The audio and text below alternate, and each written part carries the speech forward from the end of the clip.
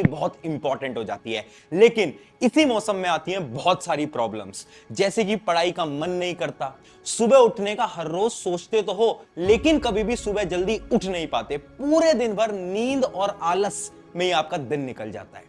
पता है आपको, ये जो टाइम होता है ना, इसमें दो प्रकार के स्टूडेंट होते हैं। एक वो स्टूडेंट जो कि अपना पूरा टाइम आलस और नींद के अंदर खराब कर देते हैं, जबकि कुछ वो स्टूडेंट भी होते हैं जो कि विंटर स्टडी को इतने बेहतरीन तरीके से निभाते हैं कि वो अपने जीवन का सबसे बेहतरीन कमबैक कर पाते हैं। तो आखिर विंटर्स के अंदर आपको अपने स्टडी रूटीन में क्या क्या चेंजेस करने हैं और किन चीजों के बारे में आपको फोकस करना है, वो सारी चीजें आज मैं आपको बताने वाला हूं। हाय एवरीवन, मैं हूं आप सभी का अपना प्रशांत भैया, और आज की जो वीडियो है सबसे ज्यादा इंपॉर्टेंट रहने वाली है आप सभी के लिए। पता है क्यों? क्योंकि अब बचा है आपके एग्जाम में बहुत कम टाइम, और ये टाइम आ चुका है विंटर्स का। अब विंटर्स के टाइम में ना आप बहुत सारी प्रॉब्लम्स को फेस कर रहे होगे, जैसे कि सबसे बड़ी प्रॉब्लम यहां पर लिखी है, सुबह उठ नहीं पाते। आपको पता है कि आपके एग्जाम्स पास हैं, सुबह उठ के आपको पढ़ाई करनी तो है, लेकिन आप अलार्म भी लगाते हो, बट अलार्म बजेगा भी, आपकी नींद नहीं खुल पाएगी। क्यों? क्योंकि इस सर्दियों के अंदर ना आलस बहुत बड़ी प्रॉब्लम है। इसका सोल्यूशन क्या है उसके बारे में बात करेंगे। अगली प्रॉब्लम, आलस बहुत आता है। गर्मियों में यानी समर्स में इतना आलस नहीं आता, लेकिन सर्दियों में पूरा का पूरा दिन आलस में निकल जाता है, कुछ करने का मन ही नहीं करता, बार बार डिस्ट्रैक्टेड हो जाते हो ना। इसका भी सोल्यूशन बताऊंगा। अगली प्रॉब्लम, डिस्ट्रैक्शन। ये बहुत बड़ी चीज है। वैसे तो ये प्रॉब्लम समर्स में भी होती है, लेकिन ये प्रॉब्लम विंटर्स के अंदर बहुत ज्यादा इंक्रीज हो जाती है। और लास्ट प्रॉब्लम, नॉट प्रोडक्टिव। आपको पता ही नहीं चलता कि आपका पूरा का पूरा दिन कब निकल जाता है। यही है ना, इन चारों प्रॉब्लम का सलूशन है कुछ 5 स्टेप। यानी आज मैं आपको बताऊंगा 5 ऐसे स्टेप्स जिसकी मदद से आपका जो विंटर्स का स्टडी शेड्यूल है ना, ये एकदम सुधर जाएगा। अब इन 5 स्टेप को बड़े ध्यान से समझना। सबसे पहला आता है स्टेप नंबर 1, जो कि है विंटर टेस्ट। देखो, पहली चीज ये है ना कि तुम्हें एक माइंडसेट बनाना पड़ेगा। तुम्हें मानना पड़ेगा कि अब सर्दियां आ चुकी है, विंटर ना तुम्हारा टेस्ट ले रहा है। ये एक तुम्हारे लिए चुनौती है कि क्या तुम इस विंटर्स के अंदर अपने गोल पे फोकस्ड रह सकते हो।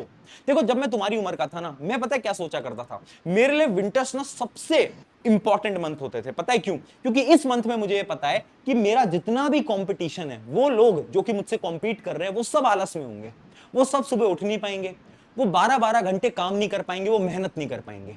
तुम्हें भी ये सोचना है कि तुम्हारा जितना भी कंपटीशन है ना, वो सारा कंपटीशन अब आलस में अपना समय खराब करेगा, और तुम्हें इस टेस्ट में पास करने के लिए अगले 2-3 महीने मेहनत लगानी पड़ेगी। क्योंकि यार देखो, ये जो समर्स वगैरह वाला टाइम होता है ना, इसमें तो हर कोई पढ़ लेता है, लेकिन मेहनत लगती है इस टाइम में पढ़ने के लिए, और तुम्हें अभी चुनौती लेनी पड़ेगी, मानना पड़ेगा।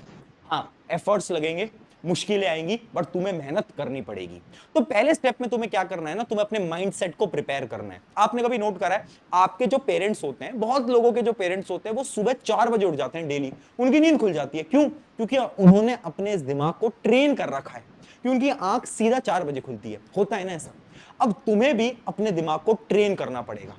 यार ठीक है, चैलेंज ले लिया है, अब ये जो सर्दियां है ना, इसमें इतनी मेहनत करेंगे कि अपना जो स्कोर होगा ना, वो सबको चुप करवा देगा। तो पहले तो ये अपने माइंडसेट आपको बनाना पड़ेगा। फिर आता है स्टेप नंबर 2, जो कि आपकी प्रॉब्लम है ना, नींद, स्लीप। इसका क्या सॉल्यूशन है? देखो, पहले आपको ये समझना पड़ेगा कि सर्दियों में नींद आती क्यों है।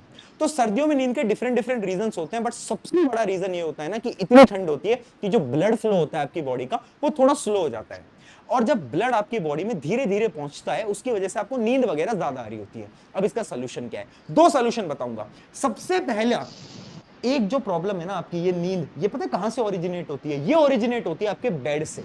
यानी आपको अपनी जिंदगी से इस बेड को ना हटाना पड़ेगा।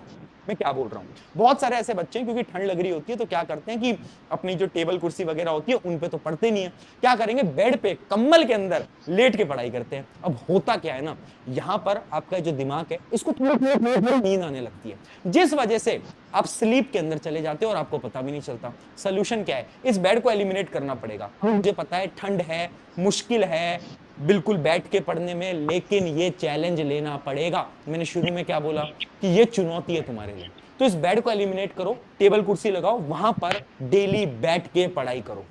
दूसरी चीज, अभी जो नींद ज्यादा आती है ना, इसका एक और रीजन हो सकता है, जो कि है लेस सनलाइट। यानी जो तुम सनलाइट ले रहे हो ना, वो बहुत कम ले रहे हो। तो क्या करो ना, डेली आप बाहर जाओ, आधे घंटे के लिए, और आपके ऊपर रोशनी पड़नी चाहिए, यानी सनलाइट पड़नी चाहिए। जब आपकी बॉडी पे सनलाइट पड़ेगी ना, तो ये जो नींद वाली प्रॉब्लम है ना, ये थोड़ी कम हो जाएगी। इसके साथ साथ एक टिप मैं आपको और देके जा रहा हूं, वो ये है ना कि आपका जो भी कमरा है जिसमें आप रात को पढ़ाई करते हो, उसके अंदर लाइटिंग्स जो होती हैं उसको इंक्रीज कर दो।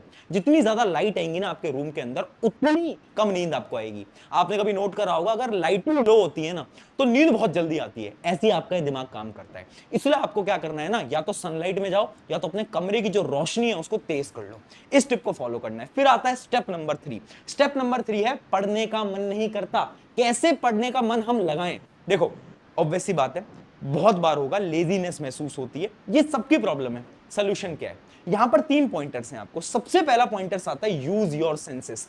आपको ना पढ़ाई को इंटरेस्टिंग बनाना पड़ेगा, क्योंकि ये वो वाला टाइम नहीं है कि तुम सोचो कि तुम रट लोगे किसी भी चीज को और तुम्हें नींद ना आए। ऐसा होएगा ही नहीं।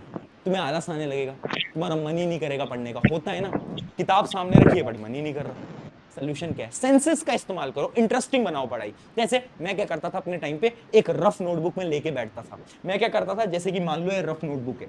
अब इस रफ नोटबुक में मैं क्या करता था, जो भी चीज मैं पढ़ रहा हूं, मान लो मैं यूट्यूब पे लेक्चर ही क्यों ना देख रहा हूं, मैं इस रफ नोटबुक में कुछ भी लिखता रहता था, कुछ भी। इससे क्या होता है, मेरा हाथ चलता रहता था। और जब मेरा हाथ चलेगा ना, यानी जब मेरा हाथ ऐसे मूव होता रहेगा, तो पता है क्या होगा? जब हाथ मूव होगा तो आपका ये हाथ काम करेगा, ब्लड फ्लो इंक्रीज होगा और मुझे नींद कम आएगी। यानी अपने सेंसेस का इस्तेमाल करो।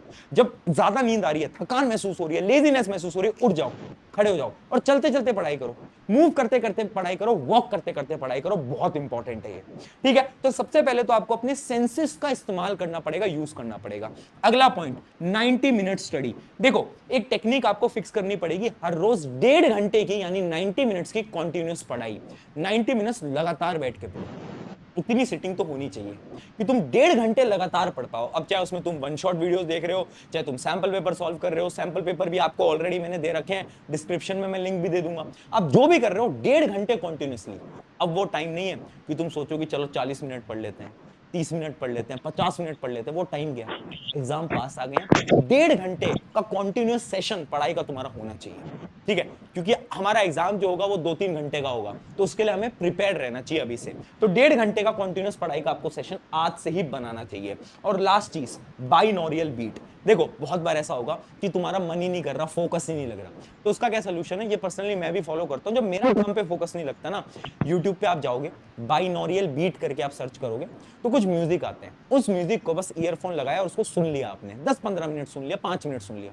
उससे क्या होता है ना, आपका जो फोकस है ना, वो अचानक से इंक्रीज होने लगता है। अब पढ़ाई की तरफ थोड़ा डाइवर्ट होने लगते हो, काम के प्रति डाइवर्ट होने लगते हो। ये मैं खुद फॉलो करता हूं, इसलिए मैं बता रहा हूं। बाइनोरियल बीट आप जाके यूट्यूब पे सर्च करोगे, आपको मिल जाएगा। तो